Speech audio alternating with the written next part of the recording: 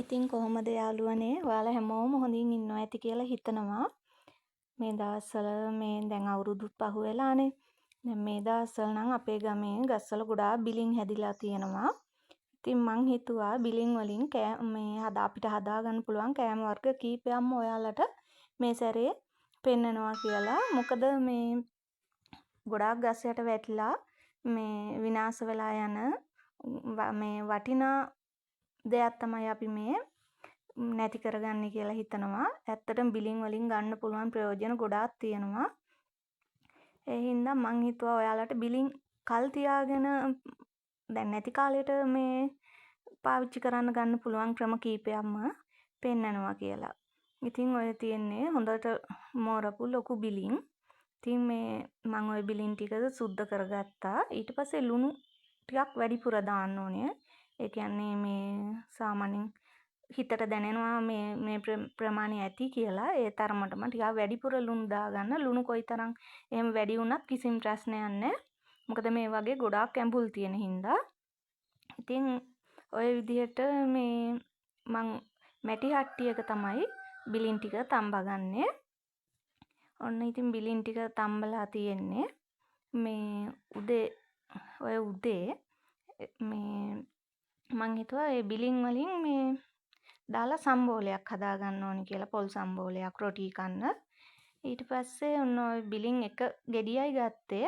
ඉතින් ඔයාලා ඔය බලනවා නේද ඔය තරම් ලස්සන පාටක් ආවේ කොහොමද කියලා. ඉස්සෙල්ලම බිලින් ටික තම්බලා මේ ඒ වතුර ටික උනන වතුර පෙරන්න ඕනේ. ඊට පස්සේ අවසානටම ඉතිරි වෙන පොඩි වතුර ප්‍රමාණයට කෑලි මිරිස් ටිකක් දාලා ආපහු ලුණු චුට්ටක් දාලා එහෙමම හිඳෙන්න තියෙනවා. ඒ හිඳුනහම නිකන් තෙල් පෑදුනා වගේ ලස්සනට මේ බිලින් ටික හිඳෙනවා. හොඳට ගානට තැම්බෙනවා. ඉතින් මම ওই සම්බෝලේ හදාගන්නේ. ඔකට මම මේ ගෙදරම කොටාගත්ත මිරිස් කුඩු වලින් තමයි දැම්මේ. ඉතින් මේ දෙහි ඇඹුල් දැම්මේ නෑ. ඒ වෙනුවට තමයි බිලින් දැම්මේ.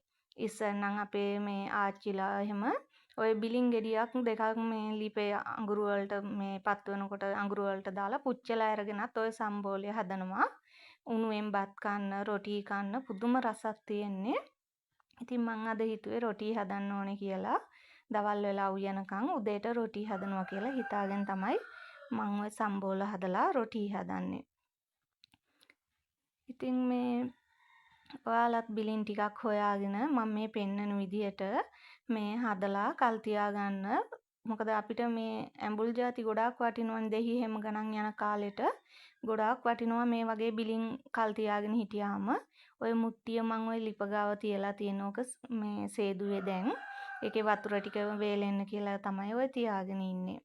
ඉතින් සම්බෝලේ පුදුම රසක් තිබුණේ.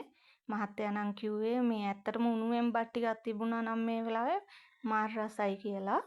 ඔය තියෙන්නේ හොඳට මේ හින්දලා තමයි ඔය තියෙන්නේ. පොඩ්ඩක් අර හොදි ගතිය වගේ චුට්ටක් තියෙන්න ඕනි. මේ මම ඔය ටික මගේ ඔය චූටි මුට්ටියට මේ දාලා මේ තියනවා. මොකද මේ වීදුරු භාජනත් හොඳයි. මේ එහෙම නැත්තම් මැටි භාජනයක් නම් වඩාත්ම හොඳයි. මොකද කල් තියාගන්න හින්දා මැටි භාජනයක මේ කල් තියාගත්තාම ගොඩාක් කල් තියාගන්න පුළුවන්. ෆ්‍රිජ් එකක් තියෙන කෙනෙකුට නම් ඇත්තටම මං හිතන්නේ මේ සෑහෙන කාලයක් අරන් තියාගන්න පුළුවන්. නැති කෙනෙකුට උනත් මේ හොඳටම හිඳලා මාස 3ක් 4ක් වුණත් කිසිම මේ බයක් නැතුව අරන් තියලා මේ පාවිච්චියට ගන්න පුළුවන්. ඉතින් ඔයාලට මේකට වෙන කිසිම දෙයක් දාන්න එපා. ලුණුයි මේ කෑලි මිරිස් පොඩ්ඩකුයි විතරක් දැම්මහම හොඳටම ඇති. වතුර දාන්නත් එපා. මේකේ හොඳට වතුර උනනවා. ඒ වතුර එකපාරක් පෙරලා දාන්න කියන්නේ ඇඹුල් ඔක්කොම අඩු වෙන්න ඕන හින්දා. නැත්තම් ගොඩාක් මේ වැඩි වුණාම බෙරි වෙනවා. ඉස්සලා වතුර ප්‍රමාණය පෙරලා අවසානට ওই ඉතිරි වෙන ටික තමයි ওই විදිහට හිඳෙන්න තියලා අපි ගන්නෙ. ඊට පස්සේ මං ඉටි කොලයකින් තමයි ඔය ආවරණය කරගන්නේ. මේ අර රෙදි කඩකින් මේ කියන්නේ රෙදි පටියකින් ඕක බැඳලා හුලං වදින්න නැති වෙන්න මේ අහුරලා තියන්න තමයි ඔය හදන්නේ. මොකද මට මේ ඇඹුල් ಜಾති ගොඩාක් වටිනවා. මං ගමේ ඉන්න කෙනෙක්නේ. ගමේ ඉන්න කෙනෙකුට ඇත්තටම මේ වගේ බිලින් මේ ලුණු දෙහි එතකොට කොස් වේලලා එහෙම ඒ වගේ දේවල් ඇත්තටම අපිට ගොඩාක් වටිනවා. අපිට ඔය වැහි කාලේ එහෙම එනකොට ඔය දේවල් නැහැ.